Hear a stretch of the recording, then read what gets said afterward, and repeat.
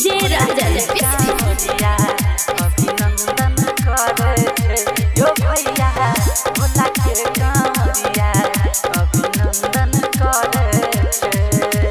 कन्हवा पर कांवर सजा के माथा चंदन करे छे कन्हवा पर कांवर उठा के माथा चंदन करे छे भोला के कांवरिया अभिनंदन करे छे यो भैया भोला के कांवरिया अभिनंदन करे छे।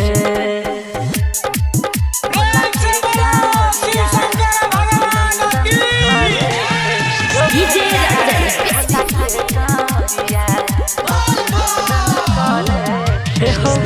भोला जी के दर पर जाई छे कहाँ वर सजा करे इंजॉय सब डीजे बजा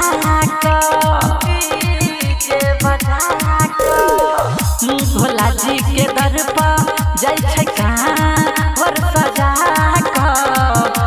करे इंजॉय सब डीजे बजा जोइर का हाथ दुनू सब वंदन करे छे जोइर का हाथ दुनू सब वंदन करे छे बाबा के कांवरिया अभिनंदन करे छे यो भैया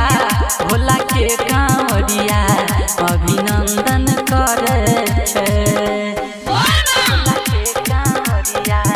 अभिनंदन करे छे यो भैया डीजे राजन पिस्सी अभिनंदन करे छे। जाई छे देव घर सब आसरा लगा कहत अपन बात सब बाबा के मना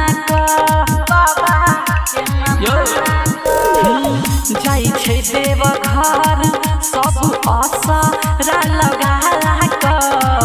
अपन अपन बात कहत भोला के मना लिखे छे गीत अजीत रूपम चंदन गाबै छे लिखे छे गीत अजीत रूपम चंदन गाबै छे भोला के कांवरिया अभिनंदन करे छे यो भैया भोला के कांवरिया अभिनंदन करे छे।